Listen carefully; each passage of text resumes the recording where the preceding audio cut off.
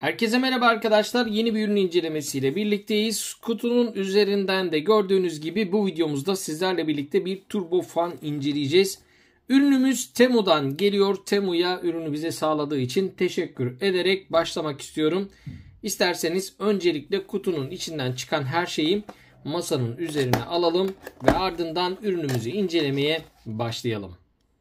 Öncelikle bu defa bol aksesuarlı bir ürünle karşınızda olduğumu söylemem gerekiyor arkadaşlar. Kutu içeriği bu şekilde, yine bir kullanım kılavuzu tarzında bir broşür de içerisinden çıkıyor arkadaşlar. Burada hangisinin ne işe yaradığını görebilirsiniz. Yine kullanımı ile ilgili bilgiler yer alırken şurada da arkadaşlar teknik bilgilerini, teknik parametrelerini bizlerle paylaşmışlar. Sözü fazla uzatmadan ana üniteyi hemen buradan çıkartmak istiyorum arkadaşlar. Bu arada dediğim gibi bol aksesuarlı bir ürünle, bir turbo fanla karşınızdayım. Daha önce buna benzer bir ürün elimde vardı ancak bu kadar bol aksesuarlı olanını ilk kez birlikte inceleyeceğiz. Kutu içeriğinden 4 farklı nozzle'un çıktığını söyleyebilirim. Daha önceki modellerde genelde tek bir nozzle oluyordu arkadaşlar ve bu nozzle buraya manyetik olarak takılıyordu. Şu anda gördüğünüz gibi bir çentik mekanizmasıyla buraya daha sıkı bir şekilde yerleştiriliyor ve kilitleniyor. Bu sayede diğer turbo fanlarda karşılaştığım ve sıkıntı haline gelen, çalıştırdığınızda buradaki nozzle'un fırlayarak kaybolması durumu ortadan kaldırılmış. Bu daha iyi bir çözüm olmuş, bunu söyleyebilirim. Ana ünitemiz bu şekilde. Ünite üzerinde teknik bilgilerini, model bilgisi, üreten ülke gibi diğer bilgileri görebilirsiniz arkadaşlar. Arkadan görünüşü hemen bu şekilde. Type-C şarj girişimiz burada. Yine açma butonumuz burada. Diğer hava çıkışımız ise burada arkadaşlar. Ve yine burada da üflemeyi kontrol ettiğimiz bir buton yer alıyor. 2 adet butonumuz var. Ana üniteden uzun uzun bahsedeceğim. Zaten kullanacağız arkadaşlar. Yine kutu içeriğinden bu şekilde bir Type-C kablo çıkıyor. Bu kablo yardımıyla ürünü şarj edebiliyorsunuz. Detaylı incelemeye geçmeden önce Temu'dan ürünü almak isteyen arkadaşlar için videonun sol tarafındaki indirim kodunu kullanarak seçili ürünlere erişebilir ve seçili ürünlerde indirimlerden faydalanabilirsiniz. Yine bu ürüne ait satın alma bağlantısını videonun açıklamalar kısmında ve sabitlenmiş yorumlarda bulabilirsiniz arkadaşlar. Bu bilgilerin ardından şimdi ürünü detaylı bir şekilde incelemeye geçebiliriz. Ulaşması zor noktalara hava üfleterek temizlik yapmanız gerekebilir arkadaşlar. Ancak özellikle arabalarda bu havalandırma menfezlerinin olduğu yerlerde gerçekten tozları temizlemek oldukça zor ve can sıkıcı hale gelebiliyor. Bu gibi durumlar için burada bol miktarda temizlik fırçası var arkadaşlar. Şöyle görebilirsiniz. Gerçekten farklı sertliklerde ve yapılarda fırçalar mevcut arkadaşlar.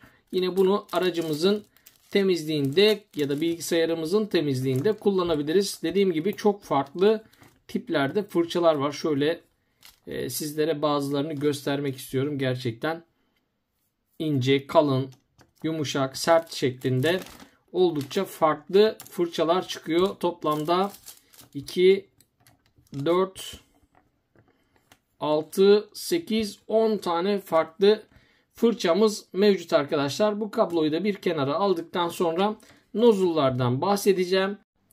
Farklı hava akışları elde edebilmeniz için toplamda 4 farklı nozzle'umuz var arkadaşlar. Biraz önce değinmiştim. Manyetik yapıyı burada çentikli bir yapıyla değiştirmişler. Bu en geniş ağızlı olan, yine farklı olarak şöyle hem hava akışını hızlandıran hem de dar yerlere giriş sağlayabileceğiniz şöyle bir nozzle'umuz var. Yine arkadaşlar süpürgelerde görmeye alışık olduğumuz şöyle bir nozzle'umuz var. Gerçi bu emme yerine hava üflemek için kullanabileceğiniz bir nozzle. Şu şekilde açısını da değiştirebilirsiniz. Ve son olarak da şöyle bir nozzle'umuz var arkadaşlar. Bunlar bu turbo fanla birlikte kullanabileceğiniz nozzle'lar. Bunları çıkardıktan sonra hemen ana üniteye geçiyorum. Cihazın arka tarafındaki açma butonuna basarak çalıştırıyoruz. Burada 3 adet ledimiz var arkadaşlar. Bu 3 adet led 2 farklı amaç için kullanılıyor. Öncelikle şarj durumunu görmeniz için kullanıyorsunuz. Hemen bunu sizlerle paylaşmak istiyorum. Hemen Type-C kabloyu kullanarak arkadaşlar cihazı şarja takıyorum.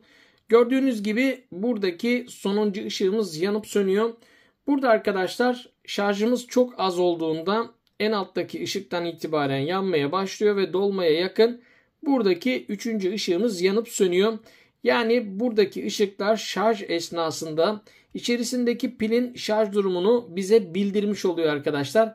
Bu şekilde bir görevi var. İkinci görevini ise şu şekilde göstermek istiyorum. Cihazı açtığımda şu an burada 3 ışığın yandığını da görebilirsiniz.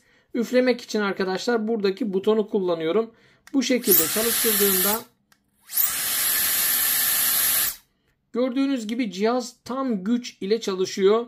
Buradaki butona bir kez basıyorsunuz. Işığımızın seviyesi bir tane düştü arkadaşlar. Burada gücümüzü düşürmüş oluyoruz ve butona basıp bırakabilirsiniz.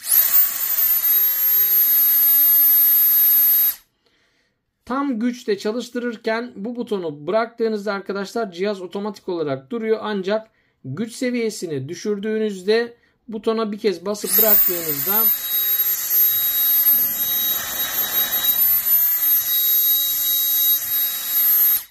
cihazımız çalışmaya devam ediyor. Yine bakın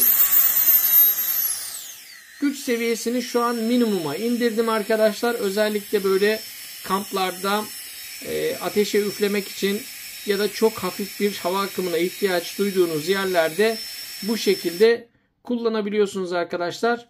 Birinci ve ikinci seviyede butona bir kere bastığınızda açılıyor. Bir daha bastığınızda duruyor arkadaşlar. Ancak tam güç altında çalıştırmak istediğinizde bu butona sürekli olarak basmak zorundasınız. Bıraktığınızda cihazınız bu şekilde çalıştırmayı durduruyor. Ayrıca bir frenleme mekanizması yapmışlar arkadaşlar. Bu butonu bıraktığımızda fan dönüş hızının şiddetiyle birlikte dönmeye devam etmiyor. Anında duruyor şu şekilde. Bakın hızlı bir şekilde duruyor arkadaşlar. Böyle bir sistem oluşturmuşlar. Yani bu ışıklarımız hem şarj seviyesi hem de cihazımızın hangi modda kullanıldığını bizlere bildiriyor. Bir geri bildirim oluşturuyor arkadaşlar. Bu şekilde kullanabiliyoruz. Yine arka tarafında motor bölümünde arkadaşlar şöyle durdurayım. 3 adet ledimiz var. Bunlar da çalışırken yanıyor. Yine hoş bir görüntü çıkarıyor arkadaşlar. Şöyle ışığı kapatarak göstermem gerekirse bakın şöyle ledlerimiz motor devriğine paralel bir şekilde yanıyor arkadaşlar. Devrimiz arttığında ışıklarımızın motor üzerinde bulunan ışıkların şiddeti de değişiyor arkadaşlar. Buna bağlı olarak bu bilgilerin ardından hemen nozulu takarak cihazı küçük bir teste tabi tutmak istiyorum. Öncelikle güçlü bir hava akışı elde edebilmek için kısa ve ucu dar olan nozulu buraya takacağım arkadaşlar. Bu sayede hava basıncının daha fazla sıkıştırılmasını sağlamaya çalışacağım. Buradaki akış şiddetinin yükselmesini istiyorum.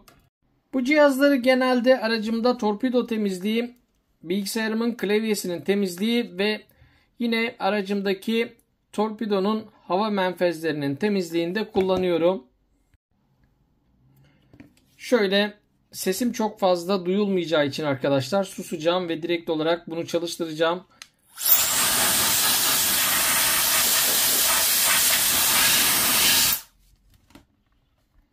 Şu şekilde temizliğimizi yapıyoruz.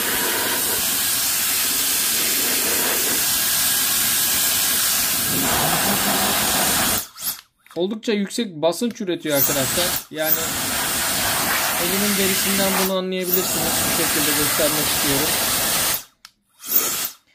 Buradan seviyeyi düşürebilir ve butona sürekli basmadan da kullanabilirsiniz.